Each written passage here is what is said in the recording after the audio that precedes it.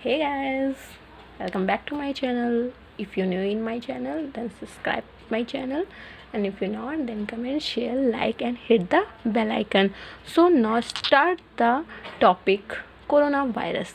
आज हम जानेंगे कोरोना वायरस का स्ट्रक्चर कैसा है. If you don't know what is corona virus, then go to the description box and hit the link जहाँ पे आपको पता चलेगा कोविड-19 है क्या और कोविड-19 किससे होता है. यहाँ आपको बताया जाएगा कोरोना वायरस का स्ट्रक्चर होता कैसे. So let's start. Corona virus का पूरा नाम जैसे कि हमने पढ़ा था सेवर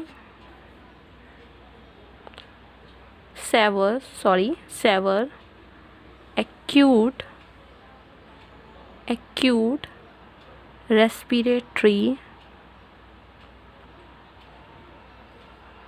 syndrome. Corona virus. जैसे कि हम जानते हैं कि कोरोना वायरस का पूरा नाम है severe acute respiratory syndrome corona. यह वायरस का जो जीन्स होता है, genus of virus is beta corona virus. इसका जीनस बीटा कोरोना वायरस होता है और इसमें positive sense single strand RNA पाया जाता है. ठीक, इसमें पॉजिटिव सिंगल स्ट्रैंड आरएनए पाया जाता है जिस कारण ये बहुत जल्दी मल्टीप्लाई होते हैं.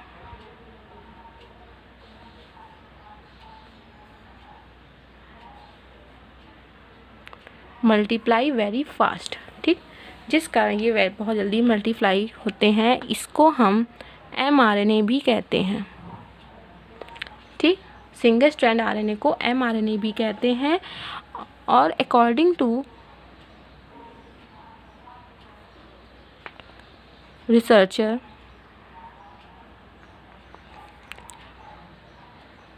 वायरल इंक्यूबेशन पीरियड होता है जो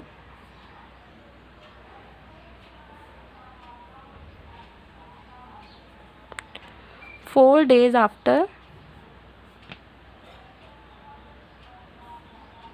इन्फेक्शन.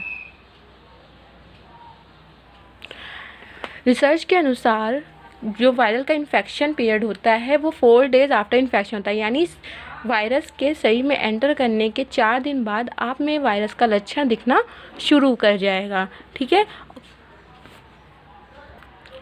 आपको पता है ये कोरोना वायरस का नेम कोरोना ही क्यों पड़ा? क्योंकि इसमें ये जो स्ट्रक्चर है ये कांटे जैसा स्ट्रक्चर है, थ्रॉन लाइक स्ट्रक्चर है, जिसको हम कह सकते हैं मुकुट.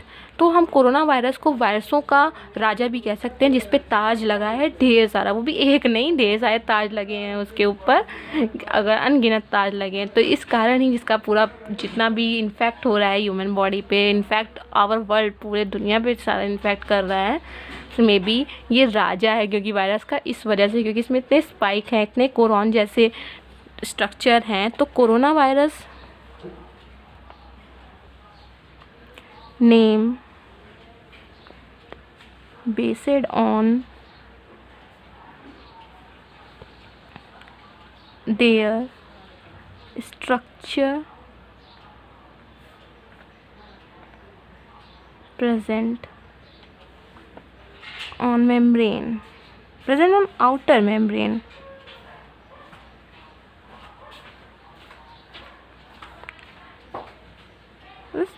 Thorn like या क्रॉन लाइक. मुकुट जैसा स्ट्रक्चर इसके आउटर मेम्ब्रेन पे हम लोग को देखने को मिलता है, जिस कारण इसको कोरोना वायरस नाम दिया गया है. ठीक है, और अगर हम देखें तो ये जो स्ट्रक्चर है, ये स्ट्रक्चर ही इसको एक यूनिक बनाता है. इसी स्ट्रक्चर को, this structure is called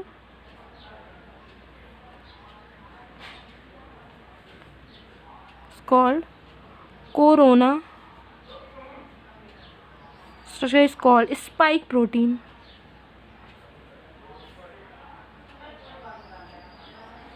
This structure is called spike protein. Spike protein. ये स्पाइक प्रोटीन का नाम आपने बहुत बार न्यूज़ मीडिया चैनल में सुना होगा। स्पाइक प्रोटीन होता क्या है? स्पाइक प्रोटीन यही होता है कि जो कोरोना वायरस का बाहर का आवरण होता है, जिस पे बहुत सारे तार जैसे स्ट्रक्चर होते हैं, यही स्ट्रक्चर जो होते हैं वो सेल मेम्ब्रेन के रेसिप्टर जो होता है उससे अटैच करके सेल में एंट्री कर जाते हैं। ये चेंज होने के कारण ही डॉक्टर्स या रिसर्चर इसकी मेडिसिन नहीं बना पा रहे हैं, क्योंकि ये जब भी चेंज हो जाता है तो इसका नहीं पता सकते कि किस रेसिप्टर में अटैच कर रहा है और कैसा एंटीबायोटिक या एंटीवायरल तैयार करें जो इस वायरस के स्पाइक पे अटैच करके इस वायरस को फिनिश कर सके, क्योंकि इस हर बार चेंज हो रहा है। इसका चेंज होने का रीज़न इसका mRNA है, जो अभी हम आगे बताएंगे आपको। ठीक, तो जानते स्पाइक प्रोटीन है, लेकिन आपने और देखने को और भी मेम्ब्रेन यहाँ पे बहुत सारी हैं, तो वो सब क्या हैं कि तो आपने स्पाइक प्रोटीन लेयर के बारे में पढ़ा। सो वो स्टार्ट करने से पहले हम एक बात और जानते हैं, जो ये वायरियन है ये 50 to 200 नैनोमीटर का होता है। ठीक, इसका जो साइज़ है 15 to 200 नैनोमीटर की होती है, इतना छोटा होता है। और and covered by 4 structural membrane, और 4 स्ट्रक्चरल मेम्ब्रेन से कवर होता है, जिसका नाम कुछ इस प्रकार मैं आपको बताऊंगी। SMEN। I'm so sorry you not see the name of this protein, so I will write in another. S means spike. I hope you know that spike protein। फिर आता है E, envelope protein।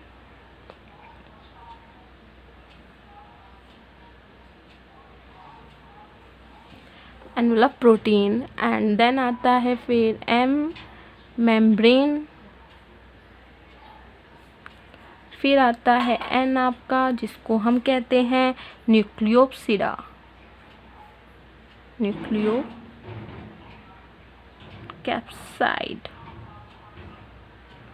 ठीक, ये protein लेयरें होती हैं, sorry it's not here, ये कुछ protein layer होती हैं वायरस में। ठीक, अब ये जो प्रोटीन लेयर होती है इसका काम होता है, तो पहले ये सब प्रोटीन लेयर यहाँ पे कहाँ होती हैं वो सब देख लीजिए आप। ये है स्पाइक प्रोटीन, अगर ये स्पाइक प्रोटीन आपको दिखेगा, और ये आपका जो है और एक मेम्ब्रेन प्रोटीन ये है, ये N प्रोटीन है, एंड दिस इज़ एक और प्रोटीन है। ओके, ठीक है। सो मेम्ब्रेन प्रोटीन, एनवलप प्रोटीन, ठीक, and this is a single strand RNA। ठीक, ये सिंगल स्ट्रैंड RNA है, और सबका जो प्रोटीन आपने को यहाँ बन रहा है ये स्पाइक प्रोटीन है, spike protein, envelope protein, envelope protein है ये मेम्ब्रेन प्रोटीन है, ये न्यूक्लियोकैप्सिड प्रोटीन है। ठीक, न्यूक्लियोकैप्सिड प्रोटीन ये है। सो ये प्रोटीन यहाँ पे स्ट्रक्चर आप इसका देख रहे हैं, तो आप देख पा रहे होंगे कि जो न्यूक्लियो प्रोटीन है वो RNA से एकदम बाइंड है, तो यानी इससे पता चलता है जो न्यूक्लियोसिड प्रोटीन है ये RNA को जोड़ती है, ये RNA से जुड़ी रहती है, जो RNA को प्रोटेक्ट करती है।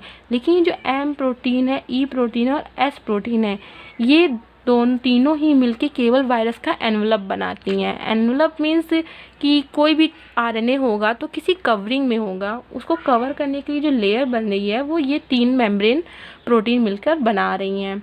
ठीक, और जिसको सबसे जटिल स्पाइक प्रोटीन ही बनाती है। E और M तो बस इसको एक कवरिंग देती है, लेकिन उसको जटिल रूप देता है S।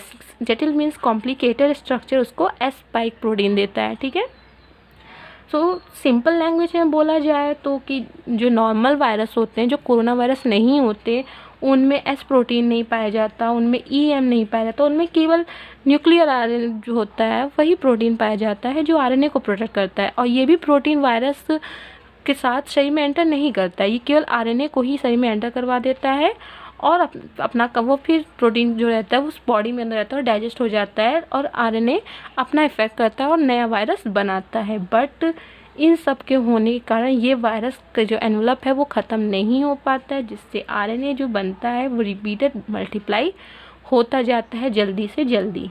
ठीक है। जो एस स्पाइक होता है वो क्या करता है, ये host cell रेसेप्टर interaction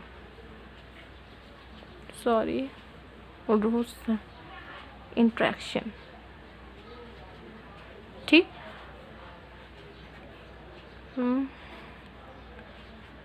with M protein make envelope, ठीक, so determine shape of virus.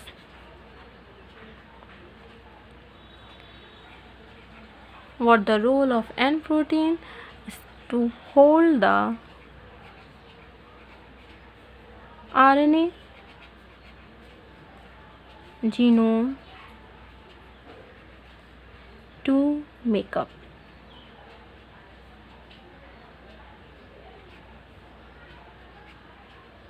Nucleocapsid.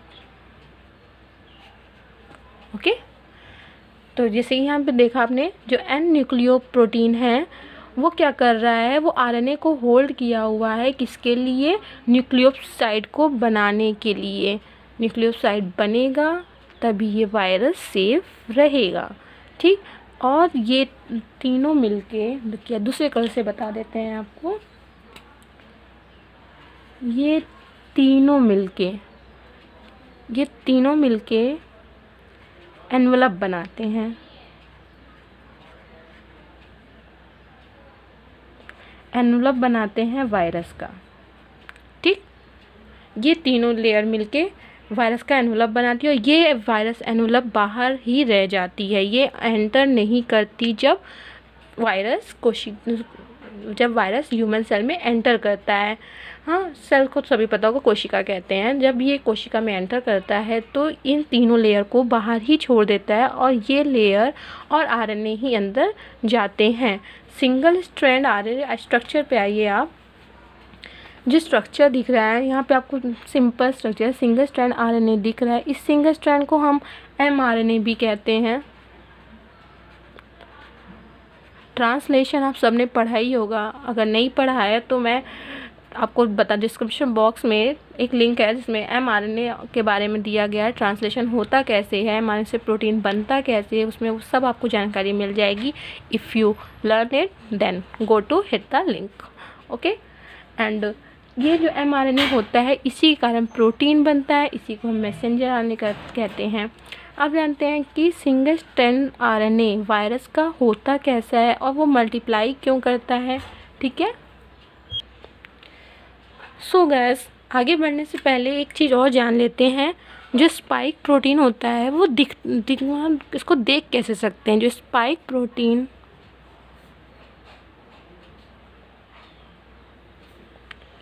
View bye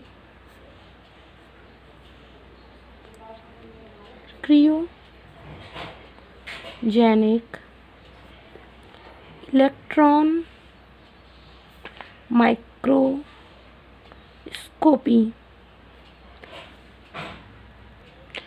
spike protein को हम क्रियोजेनिक इलेक्ट्रॉन माइक्रोस्कोपी की सहायता से ही देख सकते हैं।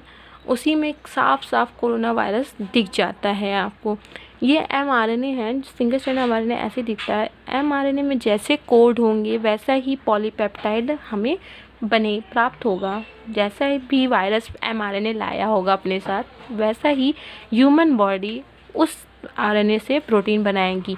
अगर वो आरएनए वायरस का है तो जो प्रोटीन बनेगा तो वायरस प्रोटीन ही बनेगा, और वो प्रोटीन बनने के कारण ही चाहिए mRNA go to translation make protein. ठीक, यानी mRNA से ही प्रोटीन बनता है, तो जैसा वायरल mRNA होगा वैसा ही वायरल प्रोटीन बनेगा। ये वायरल प्रोटीन होता है। ठीक है,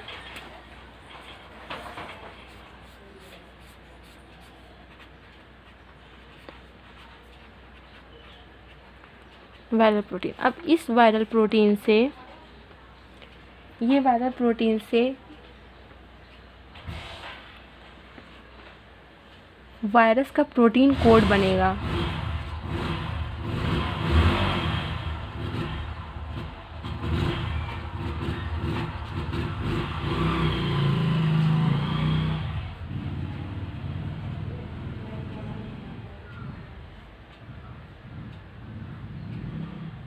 वायरस का प्रोटीन कोड बनाएगा। ये वायरस के प्रोटीन कोड में आरएनए मिलेगा, सिंगल आरएनए, जिससे कि मल्टीप्लाई आरएनए होगा। इसी तरह के बहुत बन जाएंगे, एक नहीं बहुत सारे बनेंगे, इसमें आरएनए सबका प्रेजेंट होगा। इस वायरल प्रोटीन के बनने की वजह से, यही वायरल प्रोटीन बन रहा है, तभी ये एनवलप बन रहा है। अगर इसको हम रोक कैसे सकते हैं, इसका रोकथाम कैसे हो सकता है? क्योंकि देखो, every cell contain maximum 2 viral protein या वायरल आरएनए या mRNA। ठीक, दो ही mRNA को वायरल जो सेल है वो एंटर करने दे सकता है। अगर ये वायरल mRNA शरीर के अंदर घुस रहा है तो हमें एक और ऐसा सिंगल स्ट्रैंड mRNA चाहिए जो शरीर में इसी टाइम पे प्रवेश करे, यानी एंटर करे, और इस वायरल mRNA के साथ बाइंड कर जाए। ये बाइंड कर जाएगा तो इसमें जो होता है ट्रांसलेशन नहीं हो पाएगा, यानी ये प्रोसेस जो हो रही है वो बंद हो जाएगी। प्रोटीन वायरल जो बन रहा है वो बंद हो जाएगी, जिससे प्रोटीन कोड नहीं बनेगा और ये वायरस नहीं फैलेगा। ये प्रोसेस यहीं पे ख़त्म हो जाएगा। और डबल स्टैंडर्ड आरएनए होने के कारण ये दूसरे आरएनए के भी प्रोटीन नहीं बनाएगा। इसको लगे ईजी वे में मैं आपको समझाती हूँ। No is complicated but still understand. mRNA first, okay, and it is mRNA second। ठीक, अब ये जो है वो दोनों एक दूसरे के कॉम्प्लिकेटेड हो जाएंगे। अब ये जब जाके इससे जुड़ जाएगा, मेक बाउंड, ठीक, तो जो आरएनए अब बन रहा है वो हो रहा है डबल स्टैंडर्ड आरएनए, और ये प्रोटीन को नहीं बनाएगा। ठीक, जिससे क्या होगा, नो वायरस मल्टीप्लिकेशन। ठीक है, जब ये प्रोटीन नहीं बनेगा तो वायरस का मल्टीप्लिकेशन नहीं होगा और वायरस तुरंत वहीं पर मर जाएगा। ठीक है, ये सब पूरी नॉलेज जो है ये बेसिक है। ठीक है, आपको अभी नहीं पता होगा कि ट्रांसलेशन क्या होता है, तो डिस्क्रिप्शन बॉक्स में मैंने आपको बताया ही है, एक लिंक है जहाँ पे ट्रांसलेशन के बारे में पूरी नॉलेज आपको मिल जाएगी। जो जैसा होता है, कैसे होता है ट्रांसलेशन, mRNA से प्रोटीन क्यों बन जाता है, ये पूरी नॉलेज वहाँ पे है। ठीक, आज के लिए इतना ही। अब मैं नेक्स्ट वीडियो में आपको बताऊँगी कि ये वायरस ह्यूमन बॉडी में एंटर कैसे करता है और मल्टीप्लाई कैसे करता है। इसकी एक प्रोसेस है जिस तरह वो मल्टीप्लाई होता है। अभी तो कि आपने का शॉर्ट देखा है, नेक्स्ट वीडियो में आपको इसको एकदम लार्ज फॉर्म में दिखाएंगे कि how to penetrate human body of virus. Okay, so thank you guys, keep watching, bye bye।